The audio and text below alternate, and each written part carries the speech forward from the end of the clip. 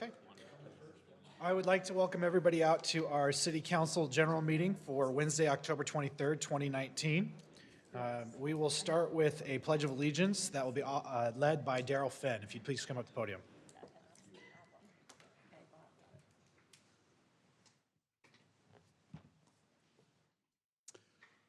I pledge allegiance to the flag of the United States of America and to the republic for which it stands, under God, with liberty and justice for all.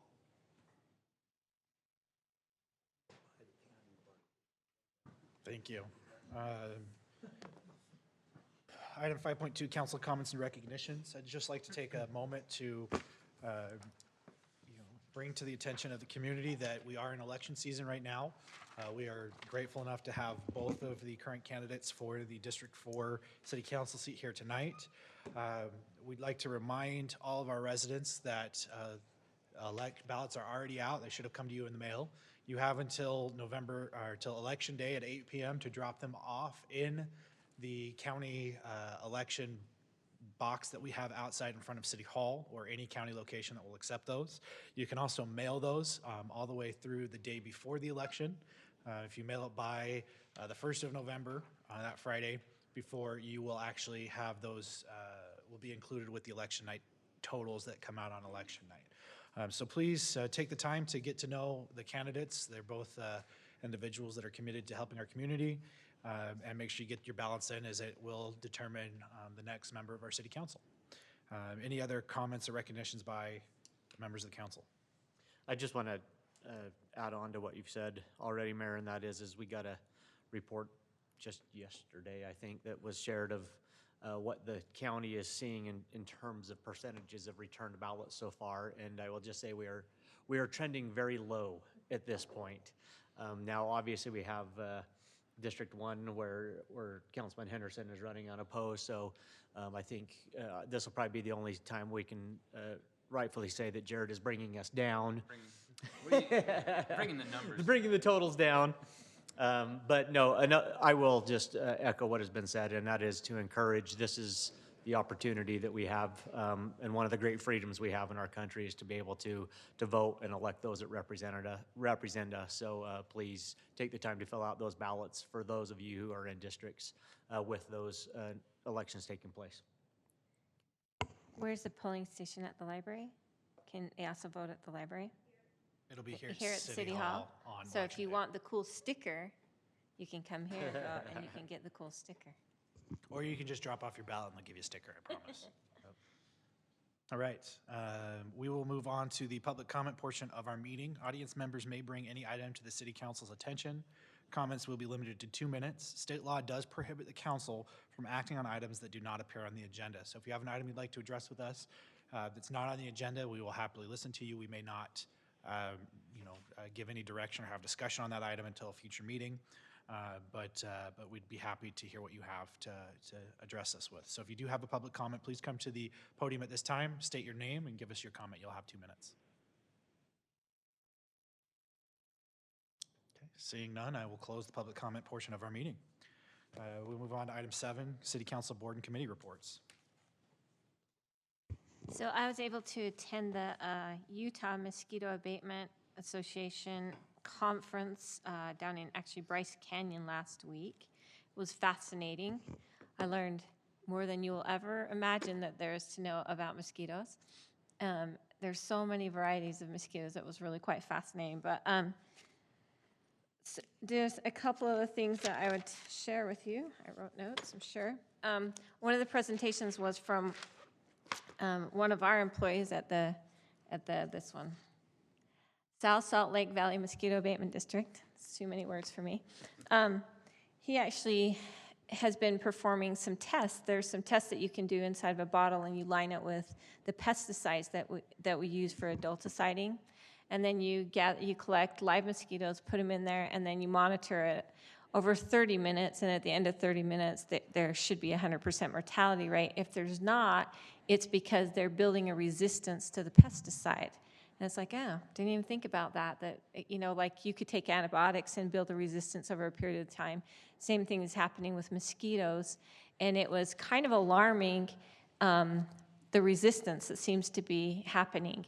It's not for sure because there's a lot of variables that go into the test that could make it false positives or false negatives, but none of the tests that he performed ever ended up at the 100% range. So it appears like the body of mosquitoes that we're getting in our area are building a resistance to the pesticides that are currently being used. So that was pretty interesting, just the science and the technology that has to go into mitigating this. Utah is the third state in the nation to have a mosquito abatement program. The first one was New Jersey, and the second one was Florida. And then Utah came right behind that, which was interesting to me because we don't have, you would think that the marshy areas back east and stuff like that would have been on board a lot earlier than we were, but that's not the case. We were third in the nation on that. And a huge part of that is because of the disease factor. We did lose a life this year in Salt Lake County to West Nile virus. There was several cases throughout the state of people testing positive to West Nile virus, and not all those people die, but West Nile virus, once it attacks your nervous system, you end up usually having problems with that for the rest of your life. So it's a very serious disease that has to be taken care of and mitigated. Another really interesting thing was Utah County has done a ton of different testing to understand when to spray. They used to always spray for adulticiding, which means when the mosquitoes are actually flying around. Most of our things are done at the larvae stage in the water. But when it comes to the point where they're adults and they're flying around, they have to be sprayed or fogged. And they used to do it early in the morning.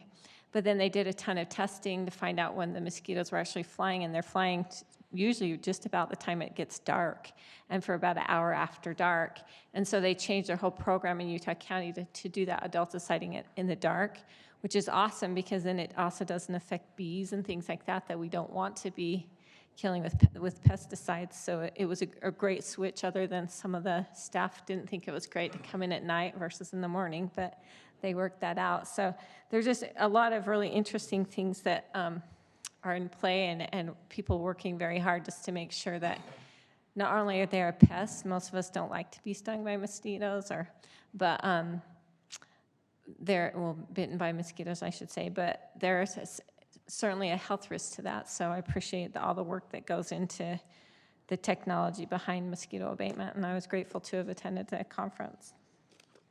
That's all.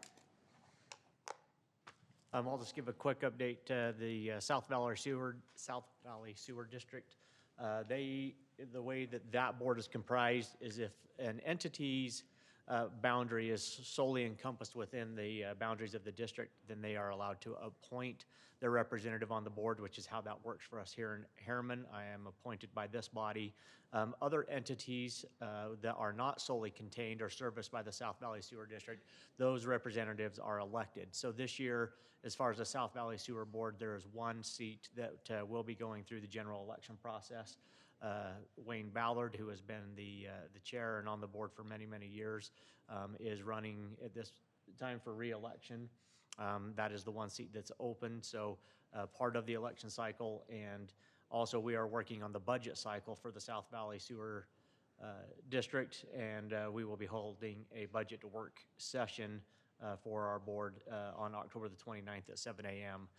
The district does work on a calendar fiscal year, so we will be working on that, and I'll be able to report back more on the specifics of the budget as we get into that work session. Okay, thank you. All right, we'll move on to our reports, presentations, and appointments. I was notified by staff that we will be postponing item 8.1 to a future meeting if there's no objection from the council. So we'll move on to 8.2, Southwest Valley Chamber of Commerce presentation. Susan.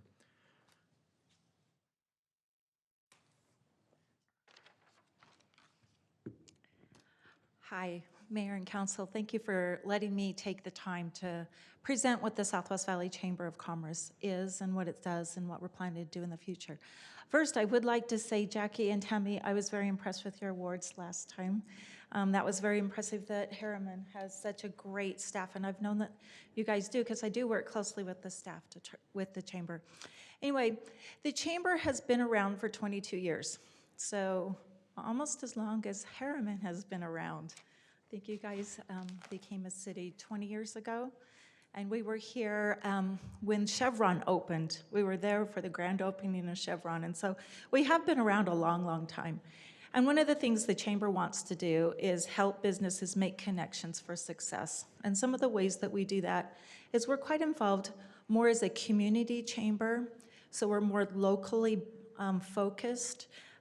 For instance, Sandra and I go out at least monthly, if not more frequently, to visit the businesses within Harriman. And when you guys were doing your business appreciation lunch, Sandra and I visited almost every single business and hand-delivered an invitation to attend the lunch. And so we do work closely with the city. We do ribbon cuttings, as you guys know. That's kind of what chambers are known for, is a ribbon cutting. And you know, sometimes you wonder if they have any benefit. And as this whole process has been coming around, we had a group of businesses come in to our board meeting, and we just talked about, what are you looking from the chamber? What are you looking for?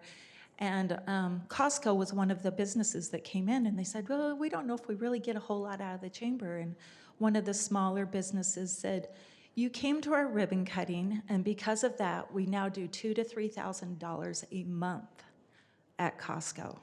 So because of that relationship with just a ribbon cutting, that's what we think they are, is just a ribbon cutting, they now have thousands of extra dollars that Costco is bringing in. So that's just an example of what a ribbon cutting can do for a business. American Burger, actually, I'm in talks with them this week. I know they've been here almost a year, but they're now ready to do a grand opening. And so we work with businesses, whether they are a chamber member or not. It doesn't really matter to us. We would like chamber members because that helps fund the chamber, but we're willing to support all businesses, and we're there to help the businesses grow and develop. This year, we participated with the parades in the 3 cities that we do support. Harriman, Bluffdale, and we are still supporting Riverton because we have 70 members that are Riverton businesses. And so we don't feel like we can just not support Riverton anymore because we do have a significant amount of members from Riverton. But we gave out over 1,000 water bottles, not to the participants in the parade, not walking through the parade route, but to the different businesses that were supporting the parades in the 3 cities that we are a part of. Half of our board members either live or work in Harriman. And so they have a real vested interest in the Southwest Valley Chamber. So as we've done some studies and we've talked to our board members and talked to other businesses, we've asked them, what kind of chamber do you want? Do you want us to go bigger? Do you want us to do these other things? And they've said that they would prefer to have a more localized chamber. And so we feel like there are some really good benefits to a larger chamber. We do understand that. But we do think that there's also a need for a community-based chamber. And so that's what we have decided to do, because we looked at some of the programs that we do. For instance, teacher appreciation. We honor 25 teachers every year. So every school gets to honor a teacher. That program would probably be lost and swallowed in a larger chamber. Or we do Night of Heroes, where we honor the police and the fire. And we do this every year as well as businesses. And that is a program that would probably get lost. We do scholarships for each of the high schools in the area. And so that's another program that may get lost if we were to go away and not do the things that we do. We do sign certificates of origin. I don't know if you guys know what they are, but if somebody wants to ship internationally, the other country thinks that the Chamber of Commerce needs to sign a certificate of origin so that it's accepted in that country. So I was at Bullfrog Spas just a couple weeks ago, and they said, "Oh man, we're moving to Harriman." I said, "I know, I see your building." And anyway, they said, "Well, we're going to have to find that chamber." And I said, "Oh, that's me." And anyway, so it was just nice to have that relationship and to have built that relationship to where they know that they can call me, and within 24 hours, I will go to their location and I will sign a certificate of origin so that they can ship. We do networking lunches. And I know sometimes people say, oh, it's the same people that attend all the time. But our last networking lunch that we did, we call it Connect at Lunch. Brian from Rewipped, he came over. He's not a chamber member, but he wanted to, he came, he's invited. And he went and he started talking to the owner of the restaurant that we were at and just asking him questions about marketing and about building business. Because the other business is a fairly new business, not quite as new as Rewipped. But he was there to find out how to build his business and to develop that relationship so that he could connect with people and find out the information he needed in order to increase his business and be more successful. Some of the education things that we do, we've always combined with other chambers. So while we're a community chamber, we do combine with other chambers. For instance, we combine with South Jordan, West Jordan, Chamber West, and Murray, and we hold a monthly lunch, or it's every other month, so bi-monthly lunch meeting. We also, next week, we're holding a tax reform. So we're working with Draper Chamber and South Jordan Chamber, and it's the Wasatch Regional Roundtable that we'll be holding. So we are working with other chambers so that our members get access to a larger group while they still can be part of a community-based chamber. Our Women in Business holds at least half their meetings in Harriman. As a matter of fact, we've held quite a few at About Time Pub and Grill, and next month we're going to be holding one at a beautiful surprise, the Pilates studio just down the road. Let's see. Oh, some of the other things that the chamber does is we sit on other committees. So we're involved with the Domestic Violence Committee. We are involved with Riverton Hospital Community Advisory Committee. We're involved with the Western Growth, which completely focuses on the growth on the west side of the Salt Lake Valley. We help out with the Legislative Roundup, which is a Saturday morning meeting that all legislators are invited to attend. We just helped out with Meet the Candidates Night for Harriman, and we do that for all the other cities that would like it. And so we're just here to support the businesses. We're here to bridge between business and community in Harriman, Bluffdale, and Riverton. And if you have any questions, I'd be happy to answer them. Okay, thank you very much. We appreciate it. I'll ask a couple. So one thing that prompted us to ask you guys to come out is whatever they're called. South Valley? Sandy getting bigger. I call him Sandy because it's very confusing. Right.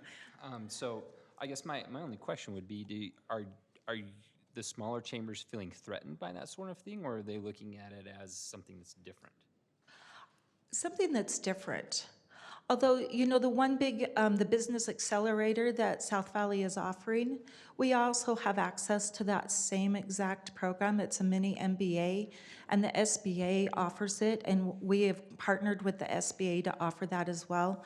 And with them, it's called Emerging Businesses, but it's taught by the same instructor. It's bought by the same exact company that created it. So we can offer that programming to our businesses for free.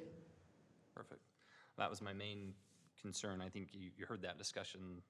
Yeah, I've heard it a couple A times. few weeks ago was our questions were, well, I mean, they're focusing on bigger, more regional things, which they're not going to do any of the things that you're currently doing. So I don't know, I've just felt that there's maybe with some others chambers and those other areas I've talked to, they feel kind of threatened by that. But I've been looking at it as kind of complementary pieces. That I see a need for both. I do see a need for both, and that's why I kind of highlighted some of the things that we do for the community, and I believe those would be lost. And my other concern that I have with the larger regional chamber is, will it be focused for growth, for transportation, for infrastructure, for all of those needs that Harriman has? Or because they're covering such a large area, will that be hard to address those concerns for the smaller communities? You know, what I'm trying to say. Yeah, so, I think that can kind of go both ways depending on how that works out. So, right. Because they could have more power and more lobbying power. right. And so I do understand that they have that ability. But then the reason I asked my question is that's what have been concerned about is they're not going to do any of the things that you've listed, and if it were competing interests and we were going to lose a lot of these things, then I think we'd all have reason to pause. But if they're complementary and they're focusing on their thing and you guys are focusing on your thing and can come together, kind of like some of these others that you've talked about, I think that more can be better in this case. Yeah. And I am aware that of another community who really has taken that approach to it. They have their own Chamber of Commerce. They are retaining their own Chamber of Commerce, but yet they have chose to also, I guess, get in that larger regional view. Again, another complementary to it, and to participate in both. So I guess at least for me, that's kind of how I'm looking at it, as complementary. I don't want any local chambers to feel threatened that we're talking to a regional. Thank you, Susan, for coming. I think that anytime, we talked a little bit about in the work meeting that as you cycle through different elected officials and things like that, programs that have been existing and going, sometimes we don't get enough of an update or we don't have that update. So thank you so much for coming in, really. I mean, a lot of these things, it's like, yep, I remember seeing her there. I remember doing this, those kinds of things. But it's really nice to have a good overview of exactly what services you guys are providing for us and what value you actually bring. So thank you so much. I'm glad to be able to do it. Anything else? Well, thank you Thank very you. much for your time. We appreciate it and look forward to Thank you. continue to work with you. All right, we'll move on to item 8.3, Harriman Police Department Victims Advocate Presentation. Christy.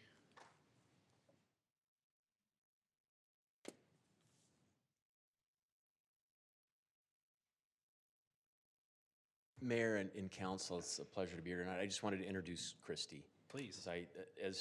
So Brian Weidmer, I'm the division commander over the investigations unit, and it's a pleasure to work with both Christy Morgan and Stacy Clark. Just in brief introduction, the job of a victim liaison is difficult because they need to interact well with the public, with compassion and with patience, and with empathy, and yet they're also part of the police department where we have very focused A-type personalities who are investigating the crimes, and she navigates that so very well. She came to us initially working part-time as she finished a master's degree in public administration. She's finished that degree, now she's full-time with us, and she really excels in all parts of that job and has also taken on some other projects. Stacy Clark, who's also with us, is a volunteer, and she dedicates a lot of time to projects that we've asked her to work on. She's going to talk more about those, but I'm so impressed with their level of professionalism and their dedication, and they really have made our team better. So with that, Christy. Well, thank you for that super thoughtful introduction, and Mayor and Council, thank you for your time tonight. As Lieutenant Weidmer said, my name is Christy Morgan. I've been the victim liaison here for the Harriman Police Department since it began last year. And as you may know, the Victim Services Program here receives federal money through the VOCA Act, the Victims of Crime Act. That's in the form of a pass-through grant that's overseen by the Utah Office for Victims of Crime. One of the requirements of that grant is that I do this for you twice a year, so you'll see me twice a year and kind of get information on the current status of our program and what we've been working on and doing over the past 6 months. So our mission as a victim liaisons is to reduce the psychological trauma that's associated by being a victim of crime. And this can occur through crisis intervention, which can happen on scene, it can happen via the phone, or it can happen here in the office. and it includes criminal justice advocacy. A lot of that includes being a liaison with the prosecutor. When you're a victim of crime, you have certain rights, and part of my job is to make sure that those rights are upheld and that they're able to fully take advantage of all of those rights. We also provide emotional support, referrals to services and resources, and safety planning. When you're a victim of certain types of crime, you're entitled to compensation. I'll help with those applications. I'll help them, a lot of times they don't even know that they're entitled to that compensation, so I'll help them understand their rights there. We serve most victims of persons crimes, which can include domestic violence, sexual assault, child abuse, harassment, stalking. Some of our statistics. So since we began as a police department, we've served 284 victims of crime. 196 of those were female and 88 were male. You can see that the large portion of our category is those that have experienced domestic violence. This would include those that experienced assault. Sometimes that's intimate partner violence. It also would include children that are present during domestic violence episodes. The next biggest category is violations of protective orders and stalking and harassment, followed by child sexual abuse. You can see we've had referrals for service, so we've had 1,058 referrals for service since we began as a police department. This can include referrals to community-based programs, such as shelters, sexual assault services, such as examinations and mental health therapy, or legal help with protective orders or other civil issues such as custody or divorce. I'd like to just take a minute and tell you a little bit about a case example that would kind of highlight how all of those things come into play. So I assisted Jane when she came into the police department to report a domestic violence incident that had occurred a few days prior. Jane had bruising to her face, her torso, and her legs. She was unsure about what she wanted to happen. She only knew that she was scared and nervous about the increasing violence in her home. Her husband had withdrawn all the money from her checking and savings account 2 days prior to her report, so she had no money, nowhere to go, and she was sure that he was tracking her phone. She came to the police department with no phone, no way to access any money, and nowhere to go. So Jane and I created a safety plan for her and her children, and while we were talking about this safety plan, I was able to explain some of her options that she didn't know she had. We were also able to coordinate a good support system for her. I assisted Jane in finding safe lodging for the next few days while we found a long-term option for her. I also assisted her with petitioning the court with a protective order so that when her husband was released from jail, he couldn't contact her or threaten her or harass her or come back to her home. I attended those hearings with her, and I liaisoned between her civil attorney and the criminal justice prosecutor to ensure that both the civil protective order and the criminal protective order didn't conflict with each other. Ultimately, I was able to help Jane understand the services and resources available to her that gave her many more options than she thought she had. And I watched as those options empowered her to make decisions that increased the safety of both herself and her children. And now I want to just kind of give you a little bit of information about Stacy, who's going to talk about peer court. This was a fairly intensive process that the Victim Services Program took on over the last couple months that absolutely would not have been possible without a couple hundred volunteer hours that Stacy has given us over the course of the summer and this fall. Stacy has a bachelor in social work, and she has worked in schools from Lehigh to South Jordan with children of all ages. So I'll let her kind of give you the rundown of how peer court came about. Well, I feel like it's a great honor and privilege to be here. I'm completely grateful for just the opportunity to speak with you today about peer court and just the opportunity to work with Christy, Lieutenant Weidmer, Chief Carr. It's just been a great experience, and I'm just really grateful to be here. So just about the peer court, this has been a great feat to put together, especially within the first year of our police department. This is a tool that's going to be very supportive and helpful within Harriman City, not only with our peers and youth, but even going towards that Harriman, the healthy Harriman that we are trying to always go for. Being on the peer court, we have our mission statement. I'll just tell you what our mission statement is first, and then I'll tell you a little bit about it. But our mission statement is, as peer mentors, we act as positive role models by demonstrating respect, support, and care as we assist our peers in need.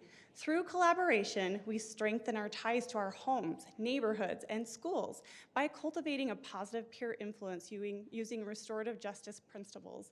So the peer court, what it really is, it's an alternative program to the juvenile system. So if a youth has a first-time offense and it's a minor offense, which would include like bullying, harassment, e-cigarettes is going to be a really big one, vaping, tobacco, they can be referred to the peer court instead of going directly to the juvenile system. This way, it helps our community by getting our peers involved. They are being judged and sentenced by peers of their same age, and it helps that they will not get a record right away. It's kind of a second chance that they're able to kind of realize what they've done, realize the consequences, maybe the harm that it has caused, and they are given a sentence disposition, and we will give them a certain amount of time to complete that. If they complete that, they can have their the issue resolved. Otherwise, they will have to go to juvenile court. So it's a chance for them to kind of make it better before things get worse throughout their life. Statistically, it has been shown that there is less recidivism if there is a peer court involved. And Harriman now is one of very few peer courts that are now official. We have gotten our approval. We are official peer court, and we will be receiving our first cases, our goals by December 4th. So we do have our peer mentors in place. It's really exciting. We have 13 peer panel members, and we're currently training them right now. So they've had 3 trainings. We have 2 more to go in November, and then we should be, seeing our first cases in December. So what kind of questions do you have for me in peer court? I'm happy to answer them. Anything? Will those cases come from all over the valley, or will they just be our residents? They will be Harriman, yeah, just Harriman. And our panel members, they either have to go to a Harriman school or be a Harriman resident. So these will all be local here. And really, with those restorative justice principles, it is to really strengthen ties to community. What it's all about is to help with skill development and also just to help them just develop the skills that they need to, make their lives go more to a positive trajectory instead of going down kind of the whole juvenile system. So, What's your process of actually identifying or choosing those peer support panel members? so what we did is we had our student resource officers kind of identify, students that they know in the schools, that they know they worked with before, they had strengths that they were looking for. So for this first time process, we really had our student resource officers involved, and they identified, they did advertise in the schools, and then whoever was interested, they had to fill out an application. They do have to provide 2 letters of recommendation, one from an academic advisor and then one from the community. And then they also had to go through an interview process. So it was actually quite a process before we identified them. So, and they're amazing. I'm so excited to work with them. So. No questions, just thank you. You guys do, I tell Chief Carr and his guys this all the time, they do a job that I could never do. You guys, that goes like 10 times. What you do is so important, and when we need you, there's no way that most of us could do what you do. Thank you. Thank you. Thanks, thank you. I think I'd say on behalf of the council that we all take public safety as probably one of our most serious obligations as we sit up here. That's one of the reasons why we created our own law enforcement team. And, 200 people or plus is too many, 200 too many. But the fact that we have those resources here to help protect them as they deal with, crises in their lives, I think is a extremely valuable asset, and we are extremely grateful for all the things that you and the other members of our department do to protect the residents of our community. So thank you very much. Thank you. Good job. Right, with that, we will move on to the consent agenda. Mayor, I'd like to make a motion to approve the consent agenda as written. I'll second. Okay, I have a motion and a second. Jared? Yes. Sherry? Yes. Clint? Yes. Nicole? Yes. I'll vote yes, that motion passes. Item 10.1, discussion and consideration of an ordinance annexing territory located at or near 14800 South, 7100 West, comprising of approximately 0.77 acres into Harriman City, establishing zoning for the annexed territory and amending the zoning map of the city and related matters. Our city recorder, Jackie. Good evening, Mayor and Council. So I just wanted to talk to you a little bit about a little annexation that we are looking at doing at the Cove. It's for a little part of a roadway, and then there is a little portion of private roadway there. We had the protest period, and we've also had the public hearing, which we received no comments. On the screen, there is a map kind of showing you the location of that. It's approximately 14800 south and 7100 west. We are recommending the zoning to be the same designation as the surrounding parcels, which would be FR1, which is forestry recreation, which is 1 acre minimum. And this is intended to be a road and will come in as a road, correct? The majority of the Majority property, of it, yeah. yes. Any questions or discussion by the council? Okay, thank you, Jackie. If there's no questions or discussion, I'm happy to accept a motion. I'll make a motion to approve ordinance number 2019-32, annexing territory located at or near 14800 South, 7100 West, comprising of approximately 0.77 acres into Harriman City. Establish the zoning for the property to be FR-1 and to amend the zoning map of the city and other related matters. Second. I have a motion and a second. Clint? Yes. Nicole? Yes. Jared? Yes. Sherry? Yes. I will vote yes, that motion passes. Future meetings, our next joint meeting of the City Council and Planning Commission will be on October 30th. Our next Planning Commission meeting will be the 7th of November. Our next City Council General Work meeting will be November 13th at 5 p.m. We do have some events coming up as well. We do have, please keep in mind, Halloween is coming up on the 31st. So just keep in mind that our children will be running in the streets and drive slower. We do have Election Day, as we mentioned earlier, which is November 5th. November 7th is the Senior Social, which will be at 12 p.m. at City Hall. And then Veterans Day, we will have a flag ceremony here at City Hall at 11 a.m. With that, I will accept a motion to adjourn our general meeting and go into closed session. Mayor, I will make a motion to temporarily recess the city council meeting to convene in a closed session for the purpose to discuss the purchase, exchange, or lease of real property as provided by Utah Code annotated 52-4-205. Second. All in favor? Aye. You need a roll call. Roll call. Oh, yeah, it's closed session, so I do have to do a roll call. I apologize. Sherry? Yes. Clint? Yes. Sherry? Nicole? Yes. Jared? Yes. And I vote yes, that motion passes. Thank you. Appreciate it.